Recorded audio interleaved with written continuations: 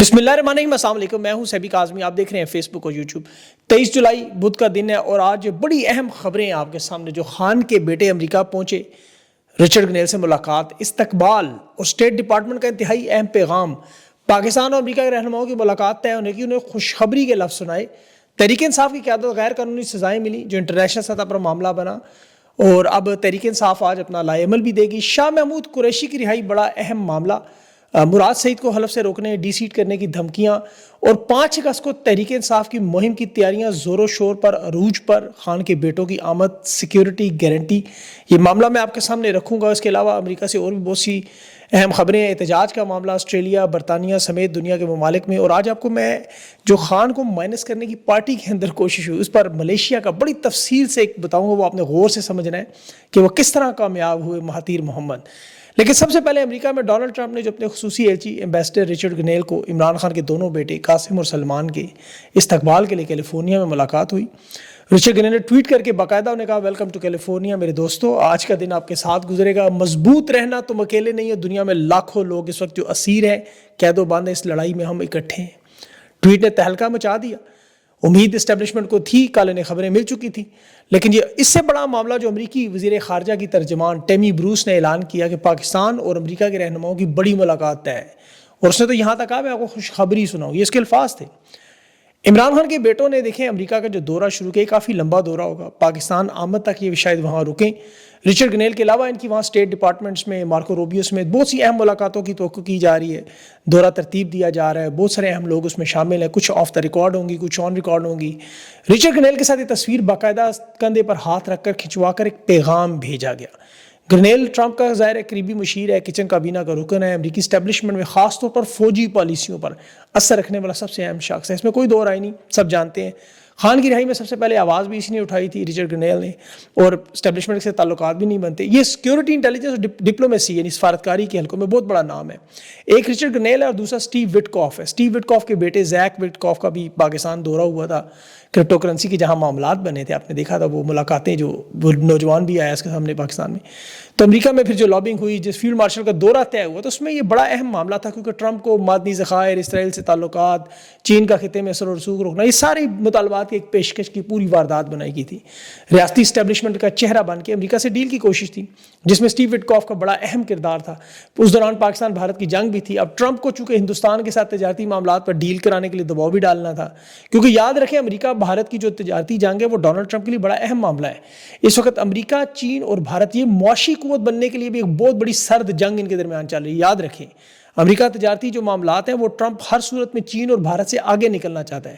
بھارت کا جو سارا دفاعی ساز و سامان ہے وہ کبھی روس سے خریدتے ہیں، کبھی اسرائیل سے خریدتے ہیں، امریکہ چاہتا ہے ہم سے خریدے، ہماری بڑی مارکیٹ ہے، امریکہ وہاں لا کے انہیں دباؤ میں لانا چاہتا ہے، جس طرح پاکستان ہے۔ 1000 ارب ڈالر تک کی معیشت جانے کا چانس ہے۔ چین کے ساتھ بھی یہی تجارت کے معاملات ہیں، وہاں بھی 1000 ارب ڈالر سے بہت زیادہ بڑا معاملہ ہے۔ اب ڈونلڈ ٹرمپ ظاہر تجارتی ٹیرف کے ذریعے دباؤ کی کوشش کر رہا تھا، امریکہ کے مفاد میں کر رہا تھا، تو اس لیے اس کو ہندوستان پر دباؤ ڈالنے کے لیے پاکستان کارڈ چاہیے تھا، جو اسے فیلڈ مارشل کی صورت میں ملا۔ سٹیو وٹکاف کے بیٹے زیک وٹکاف نے ملاقاتوں کا تسلسل کیا۔ اب سٹیو وٹکاف سے بھی جو بڑی اور بااثر شخصیت امریکہ میں ڈونلڈ ٹرمپ کی کابینہ میں، وہ رچرڈ گرنیل ہے، یہ سب جانتے ہیں۔ اب یہ جو ملاقاتوں کا سلسلہ شروع ہوا، یہ امریکہ میں بہت بڑی لابنگ ہے، کیونکہ دیکھیں عمران خان 5 اگست کو 2 سال نہیں ہو جائیں گے بے گناہ قید میں، 2 سال۔ اور اس وقت پورا پاکستان بلکہ دنیا اس پہ متفق ہے کہ عمران خان جس طرح کی قید کاٹ رہے ہیں، اس طرح پاکستان میں سزائے موت، دہشت گردی کے بڑے بڑے سنگین جرائم میں لوگ نہیں کاٹ رہے۔ کلبھوشن یادو ہو یا بریگیڈیئر رضوان ہو جو اڈیالہ جیل میں ہے، یا ہزاروں لاکھوں لوگوں کو شہید کرنے والے بڑے نامینیٹ دہشت گرد ہوں، وہ بہترین زندگی جیل میں گزارتے۔ آپ احسان اللہ احسان کو دیکھیں، آپ کو یاد ہوگا APS کا جب وہ بھاگا تو وہ ایک ریسٹ ہاؤس میں سے نکلا، اتنا بڑا ریسٹ ہاؤس تھا۔ لیکن جو خان کے ساتھ ہو رہا ہے وہ 8x12 کا کمرہ، وہ دنیا کے شاید کسی سیاستدان کے ساتھ نہ ہو، جو وکلا نہیں مل سکتے، خاندان کے لوگ نہیں مل سکتے، اپنے بیٹوں سے بات چیت نہیں ہو سکتی، معالج، ان کے ڈاکٹر، ان کی کتابیں، اور جس گرمی میں 45 ڈگری 50 ڈگری ٹیمپریچر میں رکھا گیا، وہاں ہم لوگ اپنے جانور نہیں باندھتے۔ آپ دیکھا ہوگا اپنے زیادہ گرمیوں میں اپنے خرگوش اٹھا کے ایئر کنڈیشن کے نیچے لے آتا ہوں، اتنی اس پنکھے نو خان کے بند کر کے وہاں جس طرح عمران خان کو اذیت دی جاتی ہے، بجلی بند کر دی جاتی ہے، 22 گھنٹے اسے ہلنے نہیں دیتے اس چھوٹے سے تھڑے سی جگہ پر۔ تو اس لیے یاد رکھیں کہ چاہتے تھے عمران خان ٹوٹ جائے، اس میں ناکام ہو گئی۔ یہ جنگی جرائم میں، وار کرائمز میں آتا ہے، یاد رکھیں۔ کل تحریک انصاف کے جو لوگوں کے ساتھ بھی انہوں نے کیا، پنجاب اسمبلی میں ڈاکٹر یاسمین راشد ہیں یا محمود رشید ہیں، 10 سال کی سزائیں انہیں سنائی عمر چیمہ کو ایک ٹویٹ کرنے پر کہ عمران خان کی رہائی تک پرامن احتجاج رہے گا، 10 سال سزا۔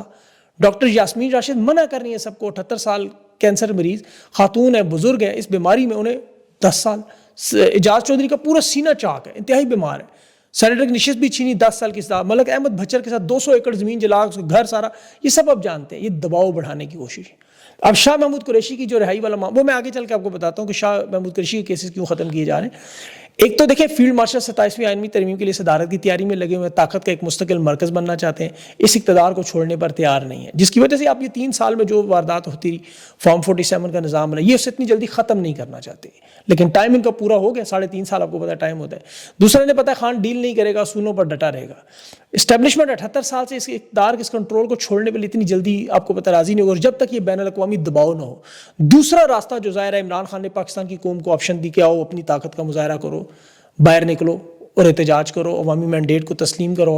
عوام کو خان نے آپشن دیا ہے، 5 اگست آپ کے پاس موجود ہے، وہ آنے والا ہے اور عوام نکلے گی اس پہ، پھر یہ مجبور ہوں گے۔ دیکھیں اسٹیبلشمنٹ یہ اقتدار میں نے پہلے 3 دفعہ کا چھوڑنے پر تیار نہیں، اور یہ چاہتے ہیں عمران خان سیاست سے باہر ہے، عمران خان اس بات پہ تیار نہیں۔ یہ بار بار خان جو کہتا رہا میں ڈیل نہیں کروں گا، پیچھے نہیں ہٹوں گا، اس وجہ سے پچھلے 2 سال کا ڈیڈ لاک توڑنے کا صرف ایک ہی طریقہ ہے کہ ان دونوں سے اوپر کو بڑا طاقتور ہو، جس کو گارنٹور ہو، جس کی بات مانے، دونوں کو سیف راستہ اور فیس سیونگ ملے۔ اب سیف راستہ تو ظاہر ہے وہ فیلڈ مارشل آرمی چیف صاحب کے لیے ہوگا، اس پورے معاملے میں انہیں پیچھے کیسے ہٹنا ہے، وہ 9 مئی میں انہوں نے سزائیں دے دی ہیں، ان کو راستہ بن گیا۔ خان کے لیے فیس سیونگ کا نظریہ ہے، آپ کو پتہ ہے قربانی ہے جس پہ خان نے دی، پاکستان کی عوام نے دی، اور وہ نظریہ متاثر نہ ہو، یہ عمران خان کے لیے اپنی جان سے بھی زیادہ اہم ہے۔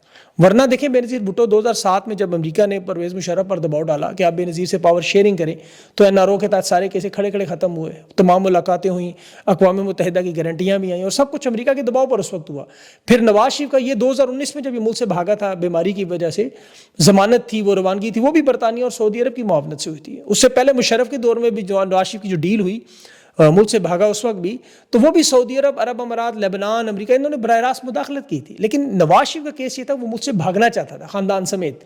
عمران خان کا کیس اس لیے مختلف ہے، عمران خان ملک میں رہنا چاہتا ہے، عمران خان اس سسٹم کو صرف تسلیم نہیں کرتا، وہ اس نظام کو نہیں مانتا، وہ اس غیر جمہوری رویے کو، مینڈیٹ کو، ان چیزوں کو تسلیم کروانا چاہتا ہے، انصاف کو لانا چاہتا ہے۔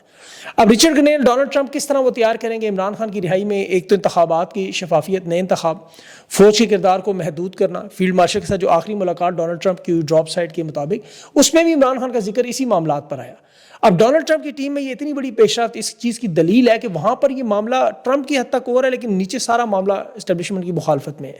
اب پچھلے 3 سال میں جس طرح دیکھیں آپ ان کے لیے کیوں ضروری ہے، ڈیل کیوں کریں گے؟ دیکھیں 3/4 مینڈیٹ تحریک انصاف کا چھینا، 2 نمبر طریقے سے 26ویں ترمیم پاس کی، اکثریت لائے، وزیر اعظم بنایا، چیئرمین سینٹ بنایا، آئینی عدالتیں لگائیں، خود کو ترقی دے کے آرمی چیف سے فیلڈ مارشل بنے۔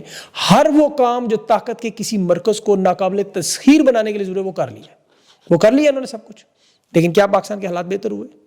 2022 میں خان کی حکومت گری، اب تک 45% آبادی غربت کے نیچے چلے گی۔ 2 صوبے پاکستان کے اس وقت مکمل آگ میں جل رہے ہیں، KP اور بلوچستان۔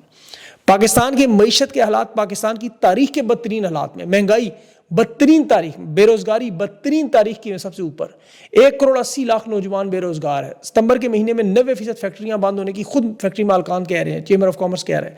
کوئی فارن انویسٹمنٹ 50 سال کی تاریخ میں سب سے نیچے، قرضوں کا بوجھ سب سے اوپر۔ ان 3 سالوں میں آپ دیکھیں پاکستان نے 78 سال میں سب سے زیادہ قرضے لیے، سب ریکارڈ ٹوٹ گئے۔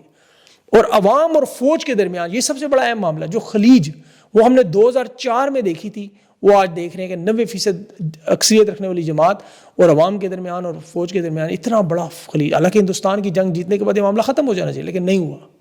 تو اس کی وجہ ادارے کے اندر لوگ بیٹھتے بھی سوچتے ہیں کہ ہم نے اس کام کو آگے کیسے چلانا ہے، ہر کام کا کوئی نہ کوئی حل ہے، آپ کتنا اوپر کھینچ کے لے کے جائیں گے، کہیں نہ کہیں تو آپ کو رکنا ہے۔ اب عمران خان کی جہاں تک بات ہے، دیکھیں نہ تو وہ جلا وطنی پر تیار ہے، نہ خاموش رہنے پر تیار ہے، نہ وہ پارٹی میں صرف مشاورت کی حد تک کردار کو محدود کرنے پر تیار ہے۔ یہ تینوں آپشن عمران خان کو دیے گئے۔ عمران خان مسلسل 2 سال سے رد کر رہے ہیں، اور وہ اپنے انہی سٹینڈ پر کھڑے ہوئے، وہ 1 انچ بھی اپنے نظریے سے پیچھے نہیں ہٹے۔ ورنہ ماضی میں نواز شریف، بینظیر بھٹو، آصف زرداری ان تمام باتوں پر متفق ہو جاتے تھے۔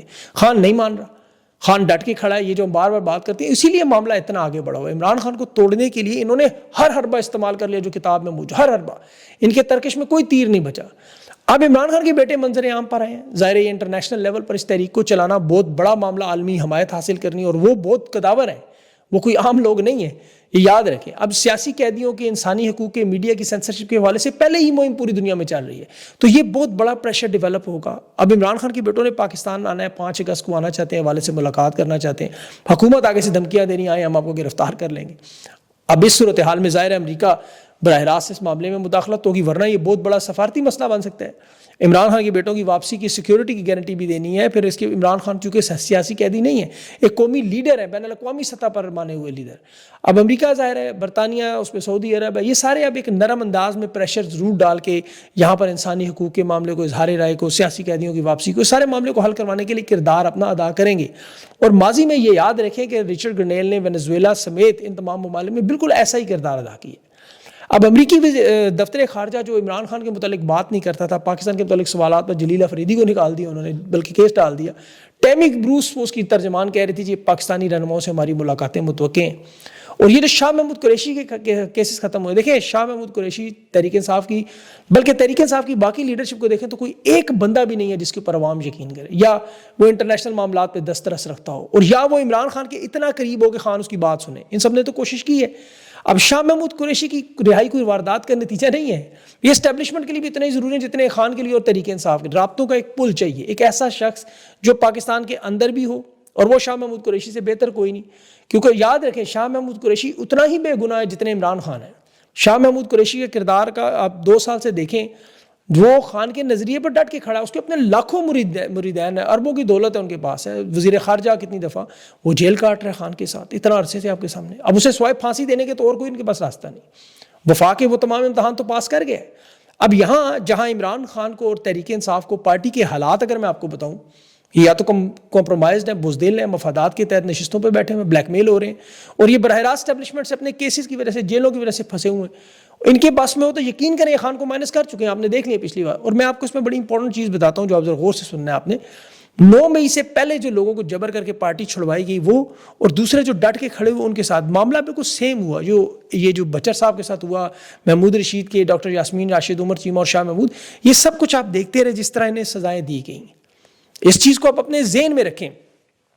اب دیکھیں یہ اپنے جہاں پر سزاؤں کو، جو جس طرح افضال پاٹھ صاحب ہے، اپنے خاندان سمیت، بیٹے بھائی سمیت 10-10 سال پورا خاندان جیل میں۔ اسی طرح آپ جو رہ گئے پیچھے، علی امین، بیرسٹر گو، اور یہ ان لوگوں کا کردار آپ 3 سالوں میں دیکھ چکے ہیں اور بڑا قریب سے دیکھ چکے ہیں۔ جو کچھ تحریک انصاف میں ہو رہا ہے یہ بالکل ملیشیا والا کام مہاتیر محمد کے ساتھ۔ ذرا غور سے سنیے گا، 1981 میں مہاتیر وزیر اعظم بنا، 22 سال اقتدار میں رہا، صنعتی ترقی، معیشت کو کہاں سے کہاں لے گئی۔ 2003 میں مہاتیر ریٹائر ہو گئے، لیکن 2006 میں لوگوں نے کہا جی واپس آئے ہیں، پارٹی یونائٹڈ ملے نیشنل آرگنائزیشن دوبارہ بنائی، سب سے بڑی پارٹی۔ وزیر اعظم نجیب رزاق، اس نے اربوں ڈالر کا فراڈ کیا، اور اس سے مہاتیر محمد نے کہا نکلو تم استعفیٰ دو، اس نے انکار کر دیا۔ مہاتیر محمد پر اس نے الٹا دباؤ ڈالا، آپ پارٹی چھوڑ دیں۔